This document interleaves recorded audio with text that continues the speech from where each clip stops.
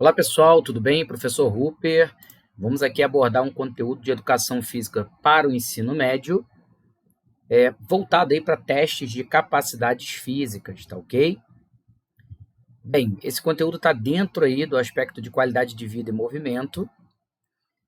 Foi abordado aqui esses principais testes, que é o banco de Wells, salto vertical, salto horizontal e o teste de corrida de 12 minutos, que é o teste de Cooper. E vamos ver à frente aqui a realização do apanhado desses resultados associados aí às suas fórmulas para que possamos ter um indicativo de condicionamento de um atleta, mas nesse caso fizemos aqui com os alunos. Bem, o banco de Wells você pode adaptar facilmente aqui com uma caixa, uma superfície onde o aluno encosta aqui a sola do pé na caixa, quando solicitado, projeta o corpo à frente para fazer aqui um alongamento de cadeia posterior de perna, tá? Então, nas avaliações, tivemos 6 alunos. O aluno 1 que obteve o melhor resultado. São feitos 3 testes, tá? 3 repetições e a gente pega sempre a melhor marca do aluno. Salto vertical. Então, é ideal que você peça para o aluno ficar em pé, fazer uma marca na parede, saltar e fazer uma segunda marca. Pode ser utilizando um giz e a gente faz a medição entre as duas marcas. Então, o aluno 1, que é o mesmo aluno do teste de flexibilidade, ele obteve aqui 46 centímetros de salto vertical, tá? Foi feito também aqui medida com os demais alunos, para um comparativo. Salto horizontal, então ele é feito paradinho, ao ser solicitado, projeta o corpo para frente e a gente faz a medição do ponto inicial e do ponto final.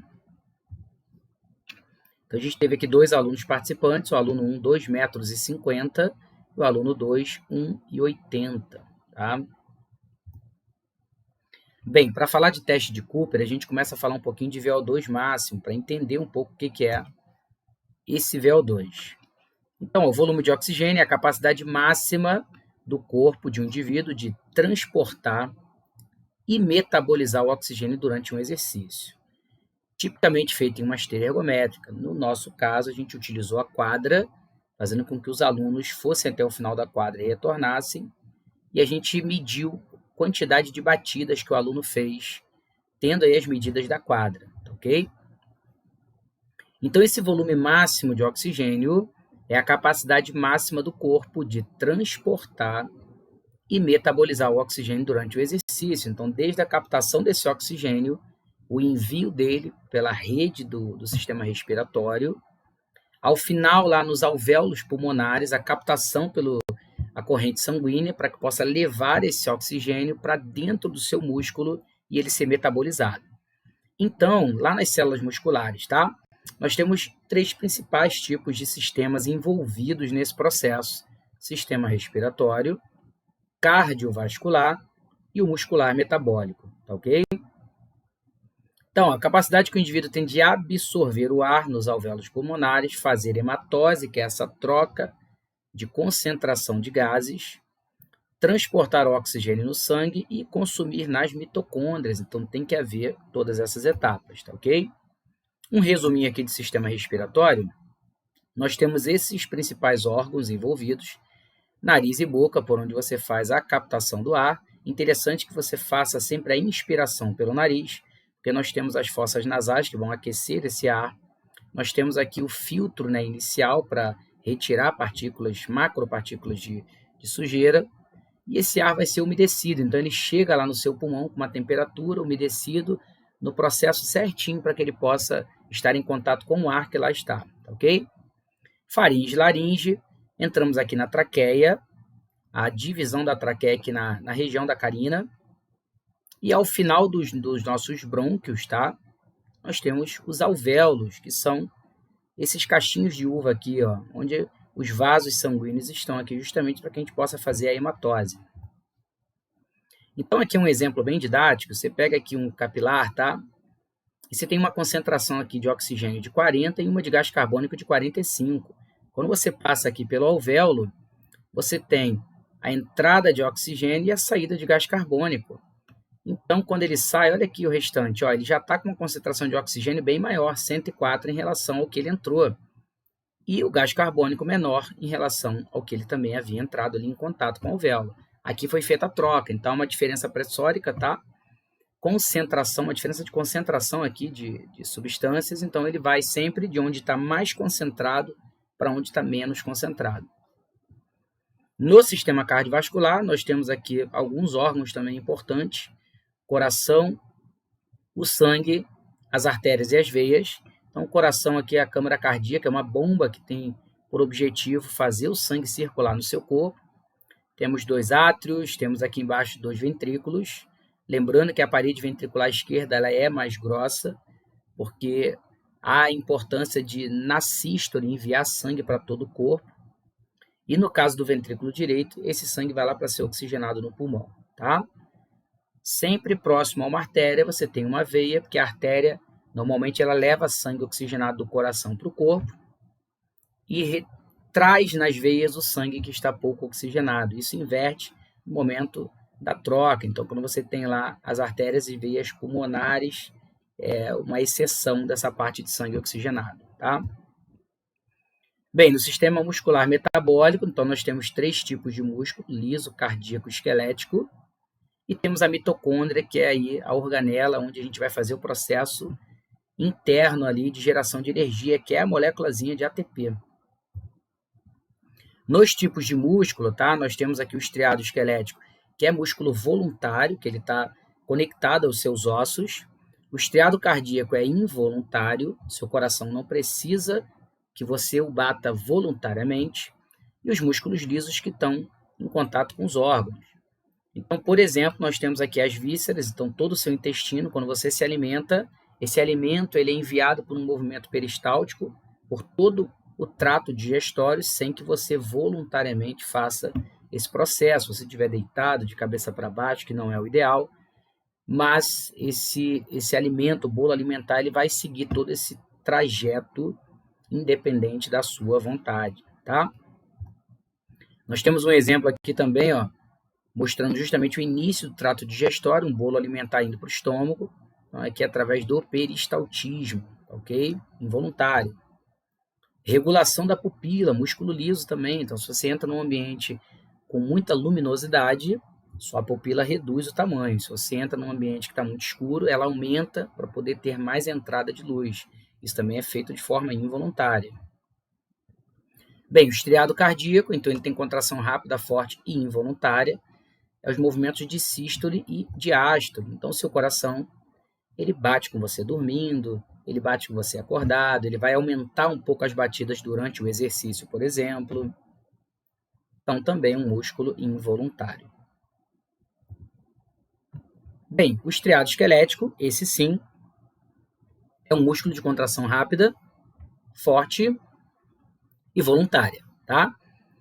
Conectados aos ossos por tendões, tem a função de sustentação e movimentação corporal, possui contrações isotônicas e isométricas. Isotônica quando há torque, quando há movimento articular. Isométrica quando você mantém o movimento, mas com uma contração, tá? Aqui é o exemplo do deltoide. É um músculo que você faz abdução de ombro, você levanta o ombro, você está utilizando muito o deltoide. Lembrando que temos o supraespinhoso também, que faz os 15 primeiros graus aí de abdução, tá? Outros exemplos aqui, então a gente tem aqui o exemplo de uma contração isotônica. Então aqui é um músculo flexor do braço. Então quando você faz o movimento de flexão, é uma contração concêntrica. No movimento oposto à ação muscular, é uma contração excêntrica, tá? E uma contração isométrica, quando você está aqui, ó, sem movimento articular, mas há contração muscular daquele músculo flexor, ok? Olha o deltoide aqui também, supraespinhoso, participando aqui, tá?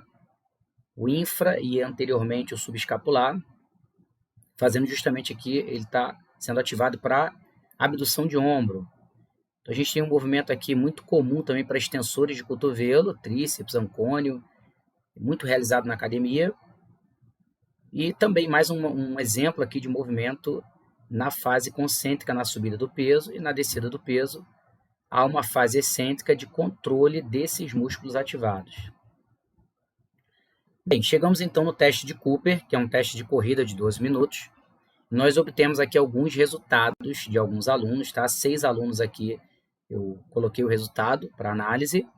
A quadra que utilizamos tem 18 metros, então toda vez que o aluno ia até o final da quadra, contava-se uma batida, quando ele retornava, mais uma batida. Então a gente teve aqui ó, 107 batidas, 110, 83, 85.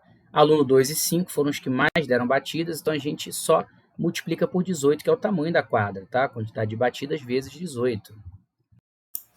Outra possibilidade bem interessante, para que o aluno não tenha que parar fazendo uma chegada ao final da quadra e retornar, é fazer a demarcação da quadra, tirar todas as medidas de largura e extensão e os alunos correrem em volta da quadra de forma contínua nos 12 minutos, tá? Fica aí uma outra possibilidade de realização dessa dinâmica. E a distância a gente coloca nessa fórmula aqui para saber o VO2 máximo. Então, é a distância menos 504,1 dividido por 44,9.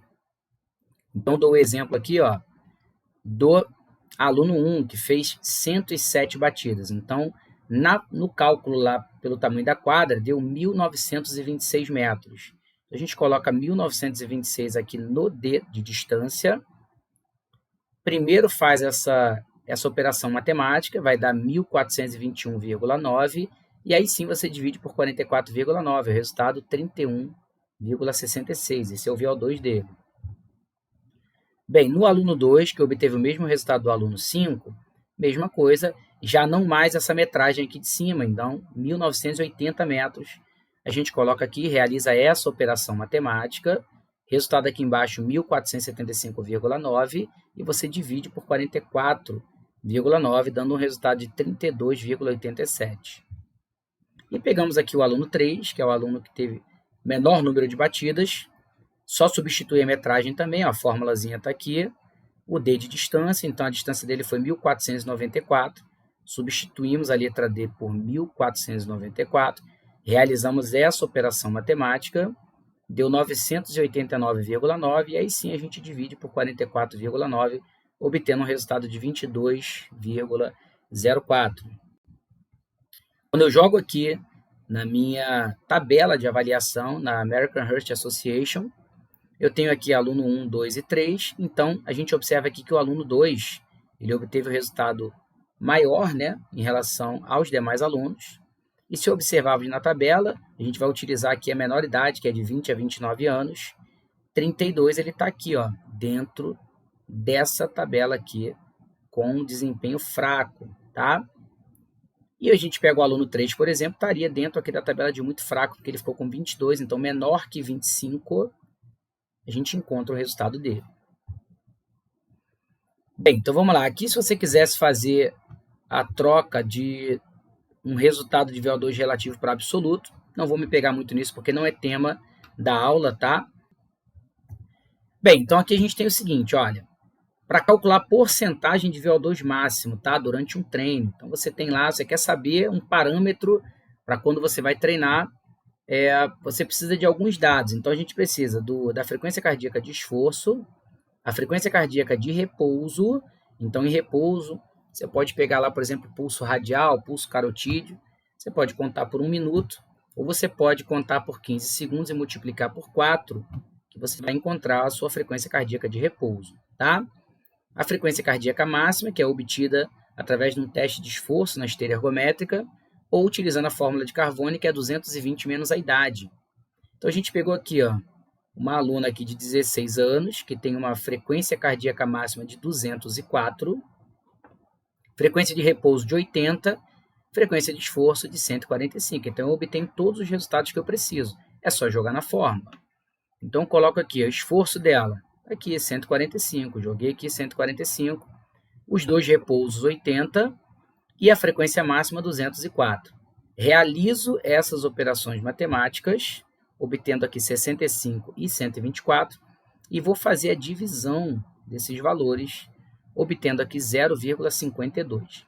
Como eu estou falando de porcentagem, eu preciso multiplicar por 100 para obter o resultado de 52% do VO2 máximo utilizado, por exemplo, dentro dessa meta de esforço. Então, pode ser que essa aluna esteja correndo numa esteira, pode ser que ela esteja correndo na rua. tá? Numa bike. Então, o esforço que ela fez aqui equivale a 52% do seu volume de oxigênio. Bem, então a gente deu aqui um outro exemplo, mesma coisa só substituindo valores. Frequência máxima aqui 184, principalmente por conta da idade do aluno, 36 anos. Frequência de repouso 90 e de esforço 139. Então a gente colocou aqui esforço 139, repouso 90 nos dois valores, tá? Por conta daqui, ó. E a máxima está aqui 184. Realizamos essas operações matemáticas, obtendo 49 dividido por 94 e o resultado 0,52. Multiplica por 100 por se tratar de uma porcentagem e vai bater os mesmos 52%. Então, olha que legal que, obtendo aqui um esforço de 139, ou seja, um esforço menor do que do exemplo anterior, que foi 145, obteve a mesma porcentagem. Aqui nós estamos tratando de uma pessoa mais jovem, 16 anos, e aqui de uma pessoa mais velha, com 36 anos. Ok? Então, esse foi o conteúdo voltado para teste de capacidade física, onde o objetivo é obter esses resultados e quando os resultados forem já obtidos, estiverem já, por exemplo, numa avaliação de inscritos, é só trocar os valores pelas fórmulas e obter aí se esse aluno com comparativo numa tabela, se ele está muito treinado, se ele está pouco treinado, e para saber a porcentagem que ele está de treino. Então, ele pode, por exemplo, querer treinar com 70% do VO2 dele. O que ele vai ter que fazer aqui? Ele tem que, por exemplo, aumentar a frequência de esforço. Para aumentar a frequência de esforço, eu tenho que mexer na intensidade daquele exercício. Se eu tiver, por exemplo, numa esteira, eu posso correr numa velocidade um pouco mais alta, né? Eu posso alterar, por exemplo, a inclinação. Tem esteira que você inclina um pouquinho, vai gerar um desgaste maior, vai aumentar a sua frequência cardíaca e, no resultado, vai aumentar a porcentagem que você está utilizando de treino. Tá ok? Fiquem com Deus.